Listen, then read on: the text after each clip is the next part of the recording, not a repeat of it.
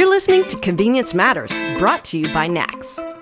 We'll talk about what we see at stores and what the future may hold for our industry. So today on Convenience Matters, we have a guest with us who we've known in the industry for quite some time, but he left the industry as well for quite some time. And we could throw out a topic like work-life balance, but I honestly don't think that gives justice to what Aaron McHugh has been up to. Aaron, I met you, when I started at NACS, probably at a NACS Tech event, which we don't even have anymore. And you were working for a tech company. And I've seen you on LinkedIn here and there. And then it just kind of dawned on me after reading your latest blog post that we really wanted to get you on a podcast because so much has changed for you. And I think you have an incredible story to tell. And just want to welcome you to the show, Aaron. Fantastic. Thanks. Yeah, that was a while back. Those many years of my passport stamp of attending Vegas trade shows. But all good fodder for me of the, fertile ground for the work that I'm doing today in the world and the lessons I've learned along the way. So explain a little bit about the work that you're doing now, because it is wildly different from what you were doing when you were with the former tech company. Yeah. So I spend 100% of my time with global leadership teams. I work for a consulting firm and it's all in the context of some sort of organizational transformation, leadership transformation, agility, adoption of easier ways of working. And it's super fascinating. So it's senior leaders from pharmaceutical companies to chemical companies to finance companies to everything across the board you can imagine, all household names you'd recognize. And really, it's like the sweet spot for me of passion and purpose, as well as a Monday and Wednesday never look the same. So whether I'm in Italy or I'm in Switzerland or I'm in Denver or San Diego, it's all very different, but it's humans first and helping humans lead more effectively by being more human. So I want to hold on to two words that you said, passion and purpose. Yeah. Because those are two really important words that I think will probably resonate quite often throughout our conversation. But a little bit, if you could go back a little bit, like where was your pivot? The word of the year. Where was your pivot point where you kind of looked at what was going on around you and said, you know what? This is not my purpose. I need to make a change. Yeah, it was probably right about 7 years ago. Right now, I was still in the industry and had been maybe 12 years in working on this business challenge of pricing a gallon of gasoline, which I really found super fascinating. That's when Chrissy, you and I met. Jeff, you and I met along the way as well. And I found that really fun and challenging. And it was a great intersection of passion and purpose until our middle, so I guess it was even further back than this, our middle daughter had passed away. So it was 12 years ago this upcoming January, so in a month from now. And our son was in a drug rehab program. On LinkedIn, my profile and career looked like everything was great. And yet, for me, below the waterline, it wasn't great. And professionally, it was really challenging. We had just gone public in the UK. I was leading commercial sales for the Americas. The pressure increased, the promotions increased, the complexity increased, and I found myself living a very compartmentalized life. And what had happened was, short version is, I remember after our daughter had passed, colleagues in the industry and customers started sending flowers to the house. And I was shocked. Like, I didn't even know. How did they even know? How did they find out this happened? And then subsequently, after the weeks followed, I ended up having some conversations with colleagues and partners and clients. And they said, why didn't you let us know? Why didn't you tell us? Our daughter was chronically ill isn't the right way to say it, but long life of disabilities. And so what was fascinating to me in that is I realized how compartmentalized I had attempted to live and put like, this is where I work and this is where everything else resides. And I try to keep them where they don't contaminate each other was my idea at the time. And it was just so utterly exhausting. So at that point, then we began to, as a family, kind of reimagine, well, where are we now? And in our case, given that the most challenging thing you could imagine ever happening has now happened, well, then now what do we want to do? If the worst is not behind us, but we're going through it. So what would a life look like? The Japanese use a word called a kigai. It's like I jump out of bed for this thing. And I could tell it was like, this is not it anymore. Yeah. That's tough, Aaron. I mean, my heart goes out to you for sure. And I hope your son's doing well. Yeah, thanks for asking. He's actually 7.5 years sober now. Oh, good. Good. Amazing and great. Yeah, and our family is doing super well today. At the time, it was grim. We weren't sure, what the outcome would be. And I think that was another big unlock is, I spent so much of my time and energy in my life attempting to manage outcomes, including when I was running commercial sales. You're always trying to manage the number. And I found it really invigorating, but I also found it super fatiguing and realized that really what I want to do is I want the work I do every day to be aligned with the person that I've become. And I want to focus on human beings, not on technology. That can all be in a business context, but helping unlock human beings to thrive and be more effective, which was a lot of the journey that I was on personally. Right. Yeah, Chrissy highlighted a couple words that you said earlier, purpose and how do you change that dynamic? You've used the word humans a number of times, and we talk a lot about the labor crisis and how do you get and keep good people, and that ties into purpose. But also this is a time of the year where people tend to reassess things. On some respects, you have people that's just like, hey, you know what? I just need to hit the quota this year. Then things we can reassess. You have others that say, okay, here's New Year's resolutions. I'm going to commit to change. So, the timing of talking to you and getting ideas about how people may reassess where they are in life, and can you have it all, or do you need to make decisions related to that work-life balance? Yeah. Well, a couple of headlines for you, Jeff, in response. I just looked up some stats last night to have some fresh data for you. So in the categories of, I'm sure you've heard these, the quiet quitting, the great attrition, the great renegotiation, whatever you want to call it.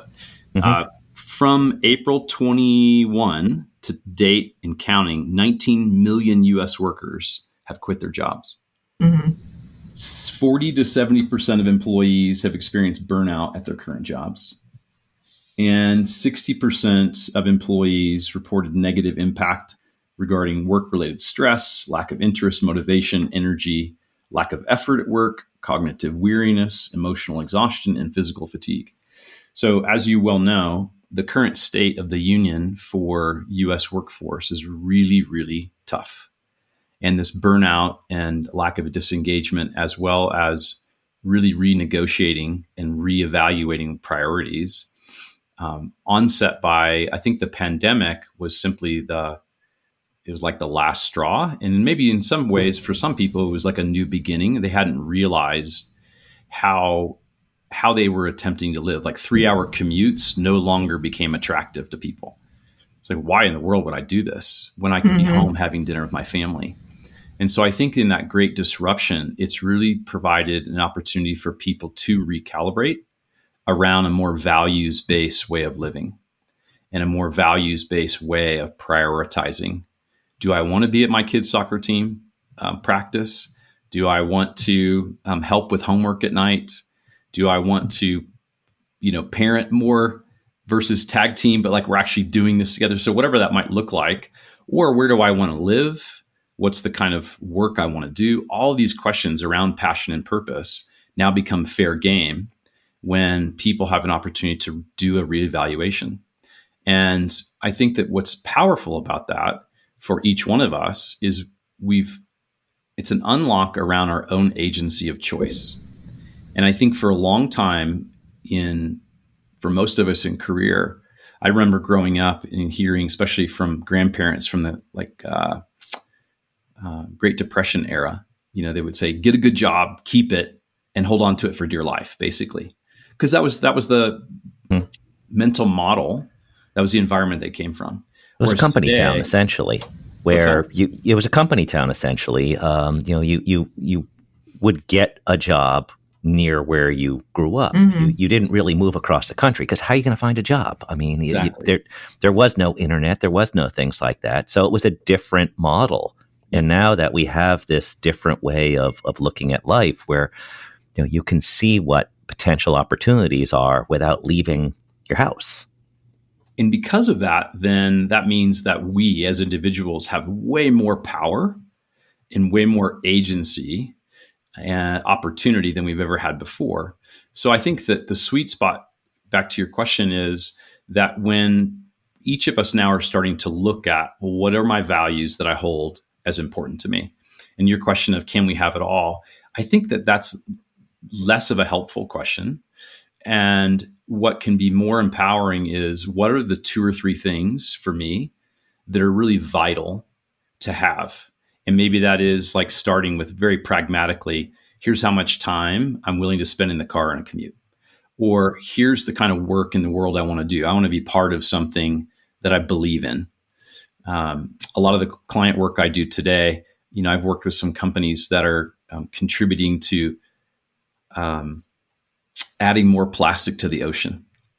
And I've decided not to work for them. That's okay. Somebody else can, but I choose not to.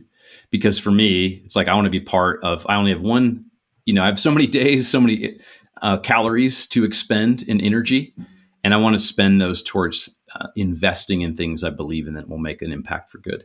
And so I think that the first step to your question, Jeff, is to start with an actual assessment of doing a prioritization or a values assessment of like, what are the things that are actually important to me that I would jump out of bed for?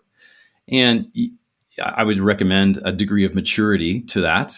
If you're looking to be wildly famous and rich, okay, but let's just start with the life that you have. Let's and start a little smaller. Be the next step. Yeah, let's take some small steps.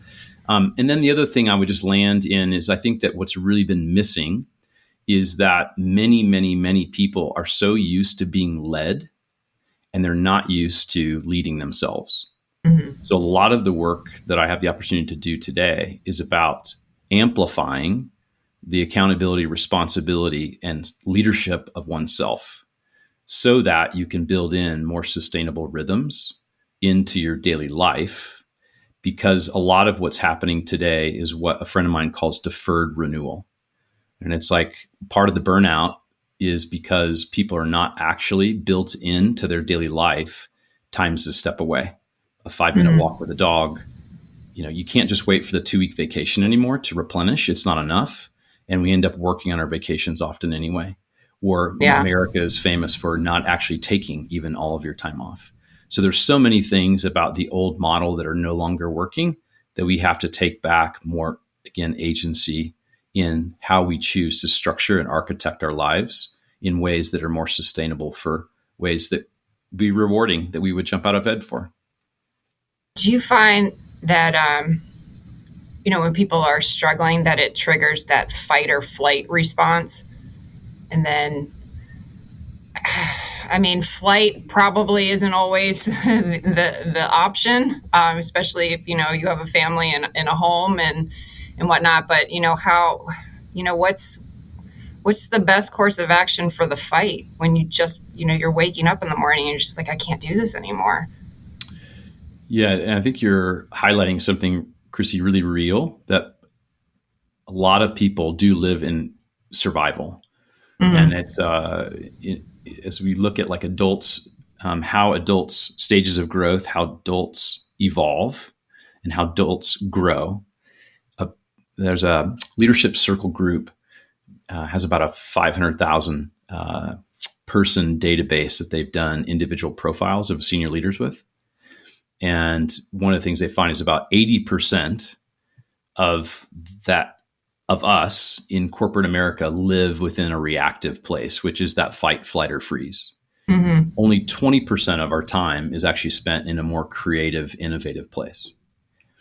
And what that means then is in that reactive place, the stories that we just tell ourselves every day is there's not enough. It's up to me. I'm alone. I got to keep playing it safe. Those kinds of stories. In a more creative place, you begin to ask questions around what might be possible, what could be different here.